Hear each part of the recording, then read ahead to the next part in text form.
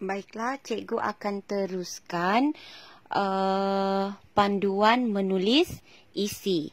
Baik, dalam isi sekurang-kurangnya kamu ada 4 ayat. Kamu ada 4 ayat. Okey.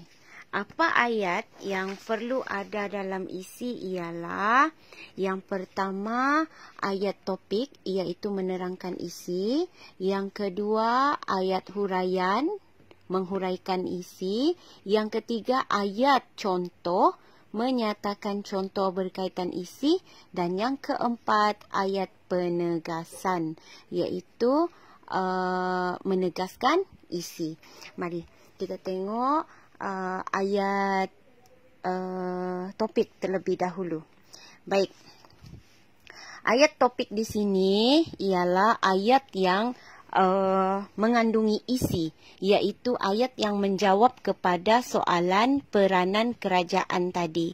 Jadi, apa jawapannya ialah mengadakan kempen pemanduan berhema. Ini ialah ayat topik. Maksud dia ayat topik, ayat yang menjawab kepada soalan yang ditanya tadi, iaitu apa peranan kerajaan. Peranan kerajaan yang pertama, mengadakan kempen pemanduan berhema. Jadi, soalannya di sini apa?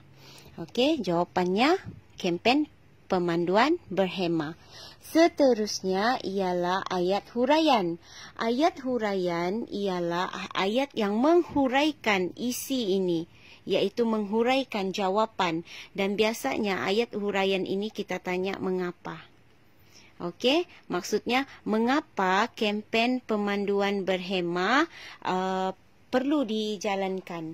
Jadi jawapannya, hal ini dikatakan demikian kerana kempen yang diadakan oleh pihak kerajaan dapat menyedarkan masyarakat supaya berhati-hati di jalan raya.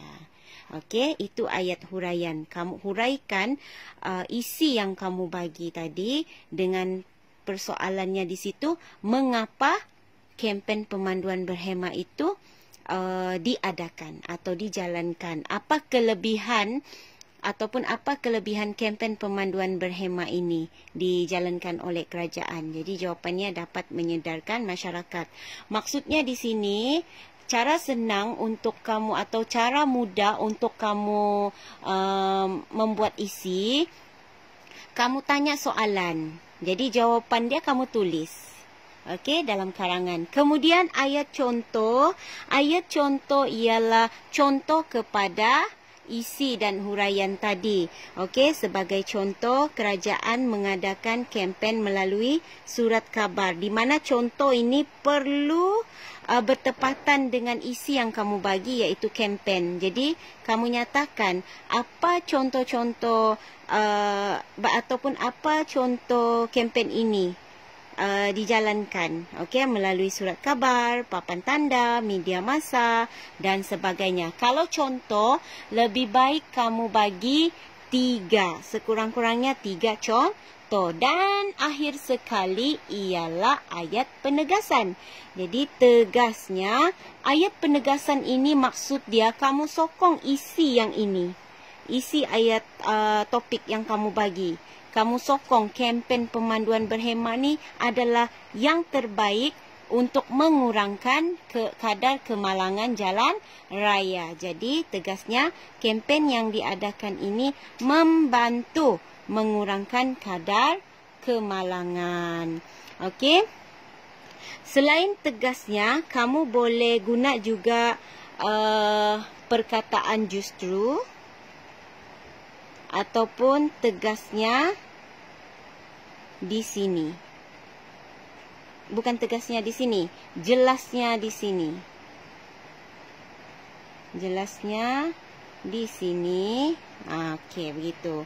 Tegasnya, justru, tegasnya di sini. Kamu boleh guna sebagai penanda wacana untuk ayat penegasan. AP ni, AP. Ayat penegasan. Jadi, cikgu ulang kembali.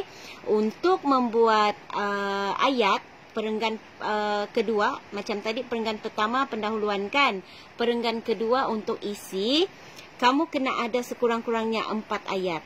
Di mana apa ayat-ayat yang kamu buat dalam satu perenggan itu ialah ayat topik, iaitu menerangkan isi, ayat huraian, kamu menghuraikan isi, ayat contoh, kamu nyatakan contoh berkaitan isi, dan ayat penegasan, kamu tegaskan isi atau kamu sokong isi tersebut. Okey, kamu sokong isi kamu.